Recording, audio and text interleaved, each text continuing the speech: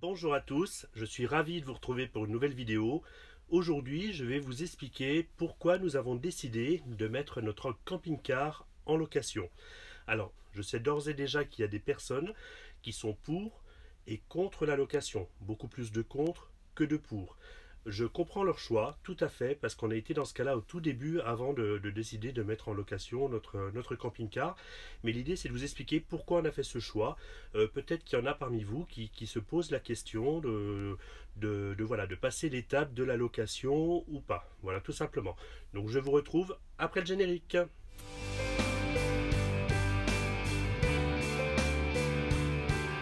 On a loué le premier, on a loué Pépère. Mais on a mis un petit moment. Ouais. Il est celui-ci en implantation lit pavillon.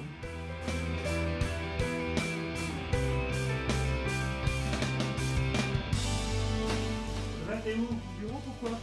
C'est prêt? Il vous reste une seule chose à faire. De s'abonner à notre chaîne. Et merci, on vous dit à très bientôt. Bien, tout d'abord, donc c'est un choix bien entendu personnel. Au tout début, donc comme je vous le disais, on n'était pas pour. Voilà, on avait, comme beaucoup d'entre vous, la peur de laisser notre véhicule à quelqu'un, à des personnes, des inconnus quelque part. Mais on s'est rendu compte, étant donné que nous sommes des personnes actives, que nous n'utilisions pas le véhicule, bien entendu, au maximum de sa capacité. Donc nous avons souhaité, moi ce que j'ai appelé un petit peu l'optimisation. Voilà, on a souhaité optimiser un petit peu l'utilisation du véhicule. Alors, il faut savoir, pour vous donner quelques chiffres, mais sans rentrer trop dans les détails, nous sommes environ en France 3500 camping-cars, fourgons ou vannes en location, et qu'en circulation, il y a environ 480 000 véhicules de loisirs. Donc nous représentons en tout cas une petite minorité. Tout d'abord, c'est un investissement important. Que ce soit un véhicule neuf ou un véhicule d'occasion. Parfois, c'est même l'investissement d'une vie pour certaines familles ou certains couples. Il faut savoir que la moyenne d'utilisation d'un camping-car, d'un fourgon ou d'un van pour des personnes actives ou retraitées, en moyenne nationale, on estime environ à 17 fois par an, ce qui représente environ 70 nuitées par an pour un kilométrage d'environ 11 000 km.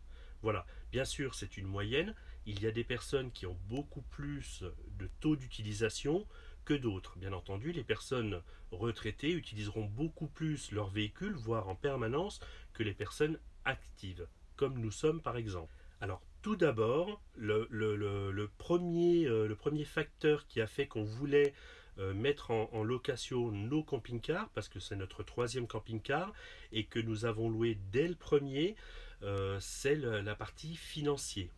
La partie financière pour nous permettre d'amortir l'achat et l'utilisation de ce camping-car. Que vous l'ayez acheté en comptant ou à crédit, on estime pour l'amortissement, il faut environ 10 ans. C'est une moyenne bien entendu. Et en le louant, nous avons fait les calculs que nous pouvions amortir le véhicule entre 5 et 7 ans. Donc nous avions possibilité d'amortir beaucoup plus vite le véhicule, que ce soit son achat comme son entretien régulier, son coût annuel, je dirais. Donc qu'est-ce que ça comprend les coûts annuels? Comme vous le savez, il y a les frais d'entretien, les frais fixes et les frais annexes. Donc les frais d'entretien, ça comprend bien entendu les révisions, les réparations diverses, le changement des pneumatiques, voilà, l'entretien courant, le test d'étanchéité, tout ce qu'on peut avoir besoin tout au long de l'année pour un camping-car. Après, tout ce qui est frais fixes, ça comprend notamment l'assurance, éventuellement pour ceux qui hivernent leur véhicule dans un hangar ou un entrepôt, et parfois il y a un loyer pour pouvoir déposer le véhicule, pour ceux qui ne peuvent pas le mettre à leur domicile par exemple. Et les frais annexes, bien entendu, ce sont les frais liés à l'utilisation du véhicule, notamment la partie gaz, qui n'est pas négligeable selon l'utilisation, si c'est plus en hiver qu'en été, mais également tous les équipements que vous pourriez rajouter pour valoriser votre véhicule, notamment, je ne sais pas si c'est pas de série, une caméra de recul, un storban, un porte-vélo, voilà, tout ce qui est équipement, je dirais, pour l'utilisation courante. Alors, je vous ai dit le côté financier, et vous allez me dire, mais alors combien ça rapporte de louer son véhicule? Alors, cette question, je ne vais pas pouvoir vraiment y répondre précisément, parce que ça dépend de beaucoup de paramètres. Tout d'abord, ça dépend du taux d'utilisation de votre véhicule. Si vous êtes retraité, vous allez forcément utiliser beaucoup plus votre véhicule que si vous êtes actif.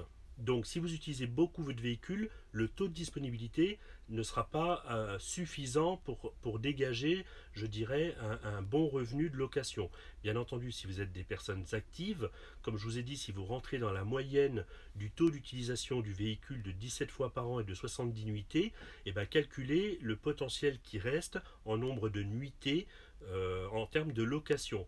Et par conséquent, vous pourrez augmenter nettement les revenus si votre véhicule est davantage plus disponible. Après, ça va dépendre de l'âge du véhicule. Il faut savoir qu'un véhicule, je dirais ancien, se louera beaucoup moins cher qu'un véhicule très récent, voire neuf, tout simplement. Et ça va également dépendre d'un troisième point, c'est la configuration intérieure. Il y a tellement de variantes, chaque famille va rechercher, ou chaque couple, ou chaque personne va rechercher selon le besoin qu'il va en avoir. Donc il y a des catégories de véhicules, des configurations, des implantations, bien entendu, qui vont être beaucoup plus vendeurs que d'autres en fonction de la recherche. Et ça va dépendre également de votre région où vous vous trouvez. Il faut savoir qu'il y a des régions en France où la demande est beaucoup plus importante que d'autres régions, par exemple. Alors, il y a quand même une moyenne nationale. Je ne vais pas vous parler de nos revenus de locatifs, mais la moyenne est comprise entre 3 000 à 4 000 euros par an pour une utilisation moyenne de location, ce qui correspond environ à 5 semaines, entre 5 à 7 semaines de location par an, et ça vous permet de dégager voilà, environ 4 000 euros de revenus sur le locatif du véhicule de loisir.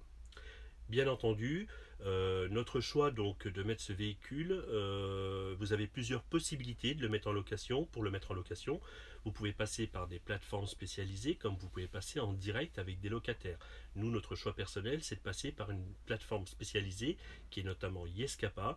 Et donc, j'aurai l'occasion éventuellement de vous expliquer comment fonctionne le site Yescapa, comment mettre éventuellement votre véhicule en location si vous le souhaitez, et vous guider pas à pas et de vous conseiller au mieux. Voilà, ça fait maintenant 3 ans que nous louons nos véhicules. Nous avons réalisé environ 15 à 20 locations, et donc nous avons déjà une certaine expérience avec le locatif des véhicules de loisirs. Après, on peut également rentabiliser son véhicule. Alors, rentabiliser son véhicule, ça va dépendre de l'amortissement, à quelle vitesse vous allez pouvoir amortir votre véhicule et de passer en termes de rentabilité. Il faut savoir que sur le site Yescapa, il y a un loueur, notamment le loueur qui loue le plus, a pu dégager en 2019 20 000 euros de revenus locatifs. Par contre, cette personne, je pense qu'elle a laissé son véhicule libre à disposition un maximum de semaines. Et bien entendu, il a une micro-entreprise parce qu'il faut savoir qu'il y a un plafond à pas dépasser annuellement afin de ne pas passer en système de régime micro-entreprise. Voilà. Mais tout ça, je pourrais éventuellement vous l'expliquer lors d'une prochaine vidéo, pourquoi pas, pour vous expliquer plus précisément comment l'amortir, quels sont les bons conseils pour pouvoir l'amortir en termes de location, comment pouvoir rentabiliser au plus vite son véhicule, quel est le taux de rentabilité qu'on peut dégager d'un véhicule de loisir, que ce soit un camping-car, un fourgon ou un van. Alors je vous disais qu'on passait par une plateforme de location, Yescapa, pour plusieurs raisons. Bien entendu, la partie sécuritaire, la partie assurance également. Voilà, on ne sait pas à qui on a affaire. Bien entendu, on a affaire à des inconnus, alors des couples, des familles. Le fait de passer par une plateforme a l'avantage d'avoir déjà paiement d'assuré. Parce que voilà, c'est eux qui prennent l'argent du locataire avant le départ en location. Cet argent est bloqué et séquestré jusqu'au départ du véhicule. Et seulement une fois que le véhicule est parti, le propriétaire reçoit l'argent de la location. Alors bien entendu, je pourrais également vous expliquer combien on le loue jour, donc tout dépend, comme je vous ai dit, de l'implantation, de l'âge du véhicule, et combien le site également récupère en termes de commission, etc. Voilà, tout ça, je pourrais vous l'expliquer dans la prochaine vidéo sur le thème de la location via une plateforme spécialisée. Ça me rassure également en cas de sinistre, en cas de vol. La plateforme me conseille, m'aide également à bien mettre en valeur mon véhicule, à comment bien le louer, quel service apporter. Nous, on a souhaité un petit peu se différencier de tout ce qu'on pouvait trouver en termes de choix de véhicules pour le locatif. Nous avons fait le choix d'avoir un nombre de places assez conséquent, qui est donc de 6 places carte grise 6 couchages, ce qui va nous permettre de toucher par exemple plus de familles.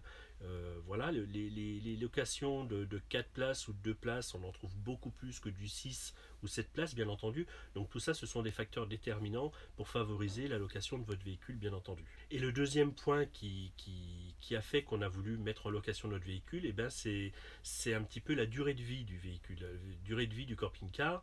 Il faut savoir qu'un véhicule, quel qu'il soit, camping-car, fourgon ou van, est conçu pour rouler. Voilà, ce n'est pas un véhicule qui est conçu pour être parqué, pour rester à l'arrêt. Il faut savoir qu'un véhicule va beaucoup moins bien vieillir s'il roule très peu que s'il roule normalement. Voilà, la mécanique, il faut savoir que le moteur, la mécanique, tout ce qui est rotule, tout ce qui est roulement, tout ce qui est voilà, toute la mécanique en général a besoin de fonctionner, a besoin de rouler. Et donc le véhicule, s'il reste trop longtemps immobilisé, les pièces vont s'user prématurément. Après, il faut savoir qu'il peut y avoir des problèmes en termes de pneumatique. Si vous ne bougez pas votre véhicule assez régulièrement, vous savez qu'il peut, par rapport au poids du véhicule, s'ovaliser, donc se marquer un plat sur le véhicule, ce qui fait que quand vous allez rouler, vous pouvez sentir des légères vibrations. C'est que votre pneu, éventuellement, peut être déformé. Ça va raccourcir la durée de vie de vos pneumatiques, par exemple. Par la suite, voilà, je trouve qu'un véhicule qui roule très peu, c'est pas forcément bon signe. Le jour de la revente, si vous achetez un véhicule qui a 15 ans d'âge avec 30 000 km, ça me ferait beaucoup plus peur qu'un véhicule qui a la moyenne des environ 10 000, 11 000 km par an. Ça prouvera que le véhicule a été utilisé régulièrement, qu'il a roulé normalement. Alors bien sûr, le locatif va rajouter un peu plus de kilomètres que si vous l'utilisiez en normal, c'est-à-dire qu'on risque de dépasser la moyenne nationale d'utilisation. Quoique, mon dernier véhicule, en 2 ans, avait réalisé entre mes trajets personnels et ceux des locataires, il avait 22 000 km, donc ce qui rentre bien dans la moyenne des 11 000 km par an. Bien entendu, si vous louez votre véhicule et que vous acceptez les départs à l'étranger, potentiellement, il fera beaucoup plus de kilomètres en une semaine que si la personne reste en France. C'est tout à fait naturel. Donc moi, ce que je vous propose, si jamais vous avez encore des doutes sur la location de votre camping-car, si vous voulez des réponses à certaines de vos questions, que vous ne savez pas à qui vraiment les poser, donc n'hésitez pas à nous les mettre en commentaire et on essayera bien entendu de vous répondre. Comme vous avez pu voir dans nos vidéos de présentation, la thématique des locations va être vraiment présente sur notre chaîne, donc cette vidéo est vraiment la première d'une longue série et on espère vous apporter un maximum de réponses sur les locations. Vous aurez peut-être l'occasion donc de voir des locataires, comment se passe une prise en main et un état des lieux de véhicule, comment se passe le retour d'un véhicule, quelles sont les problématiques qu'on peut rencontrer en location, quels sont les avantages, quels sont les inconvénients, comment passer par une plateforme spécialisée. Enfin, il y a énormément de questions, énormément de choses qu'on pourrait se poser et on va essayer tout au long de nos vidéos sur le thème des locations, vous apporter un maximum de réponses et vous montrer voilà, tous les côtés positifs et les côtés négatifs et ça vous permettra peut-être soit de passer le cap de la location ou tout simplement de garder votre véhicule. Je sais que le premier on l'a loué très rapidement parce que c'était un Challenger qui avait 16 ans sans problème. Par contre le deuxième ça a été un véhicule neuf qui forcément, voilà, avec une neuf, on n'a pas envie de passer son bébé, on a envie de le garder pour nous, on n'a pas envie qu'il soit abîmé, on ne sait jamais à qui on a affaire, c'est ce qui va en prendre soin, ne pas en prendre soin, voilà. Donc tout ça, après 3 ans de location, on est capable de vous donner notre ressenti avec Audrey, de vous dire si on a eu affaire à des familles ou à des personnes bien, on a eu même affaire à des groupes d'amis, de jeunes, de 20, 23, 25 ans, voilà, et ça s'est très très bien passé, comme on peut très bien faire à un couple avec des petits-enfants, et puis que ça se passe très mal, voilà. Il peut y avoir vraiment les deux extrêmes, il n'y a pas de population type à risque, chaque locataire est différent, et après en fonction de la gamme de prix que vous allez appliquer, vous n'allez pas forcément toucher la même clientèle.